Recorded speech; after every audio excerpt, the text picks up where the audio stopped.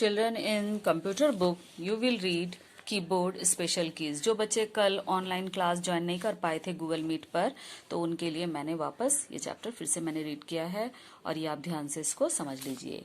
Keyboard special keys. Keyboard में कुछ special keys, कुछ विशेष तरीके की कीज होती हैं। Let us learn about some special keys. चलिए हम कुछ विशेष प्रकार की कीज के बारे में पढ़ते हैं जो कीबोर्ड में होते हैं। विच आर कॉमनली यूज्ड, जिनका हम बहुत यूज करते हैं।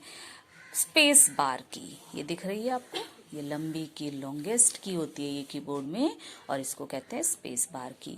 It is the longest key on the keyboard. यह कीबोर्ड की सबसे लंबी की होती है। इफ यू प्रेस दिस की वंस, अगर आप इस की को एक बार दबाएंगे, it will leave one blank space, तो ये आपके लिए एक स्पेस छोड़ देगा। अब ये स्पेस क्या होता है, ब्लैंक स्पेस क्या होता है, चलिए आगे हम आपको समझाएंगे। Let us type a sentence. चलो हम एक सेंटेंस टाइप करते हैं। My name is Ayush. अब आपको दिख रहा है ये माई और नेम के बीच में थोड़ा सा गैप है, नेम और इज के बीच में भी गैप है और इज और आयुष के बीच में भी गैप है।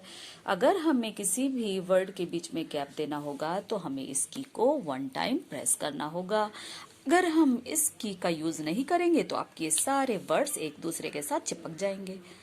तो इसलिए स्पेस बार की का मतलब होता है दो वर्ड के बीच में स्पेस देना। जैसे स्पेस बार और की दोनों के बीच में ये गैप दिख रहा है, ये गैप लाने के लिए हमें इसको टैप करना पड़ता है, दबाना पड़ता है। तो जब हम sentence my name is Ayush लिखेंगे तो हमें उस वर्ड्स के बीच में गैपिंग देने के लिए हमें इस स्पेस बार की का यूज करना पड़ता है।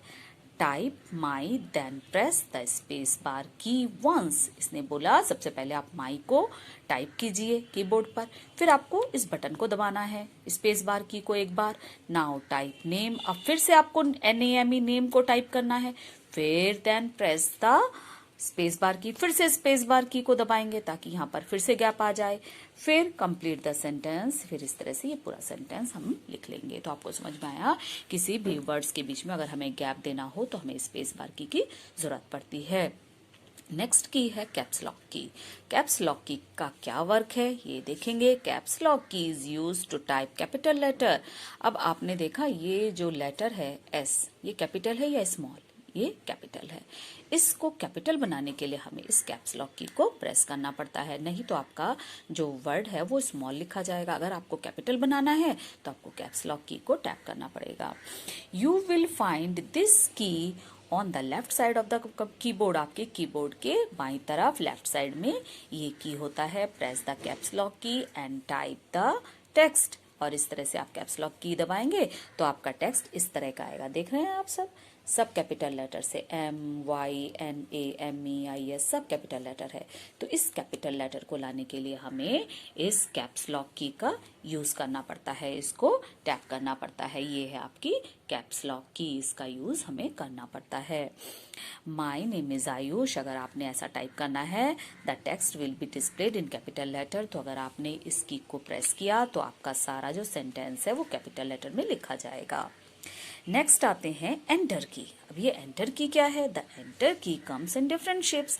एंटर की अलग अलग शेप्स में होते हैं। देखिए, एक एंटर की का शेप ये है, एक एंटर की का शेप ये है और एक एंटर की का शेप ये है। तो ये कई डिफरेंट, मतलब इसके डिफरेंट शेप्स होते हैं। एंटर की जो है वो डिफरेंट शेप में आता है। अब इसका क्या वर्क है?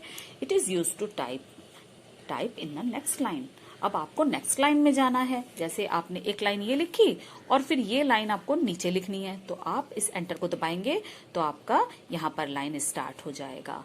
तो इस तरह से आपको नेक्स्ट लाइन में अगर जाना है तो आपको इस एंटर की को दबाना पड़ेगा, तभी आप नेक्स्ट लाइन में जाएंगे, नहीं तो आपकी लाइन यहीं तक चलती रहेगी। अब ये लाइन भर गई तो आपने एक एंटर दबाया, फिर आप नेक्स्ट लाइन पे आ जाएंगे। कर्सर। अब ये कर्सर क्या है? ये कर्सर क्या है? It is a small blinking line on the monitor. ये मॉनिटर के ऊपर एक लाइन ऐसे ब्लिंक होती रहती है, बार बार आती जाती रहती है, ऐसे ऊपर नीचे होती है, इसको स्मॉल ब्लिंकिंग लाइन बोलते हैं।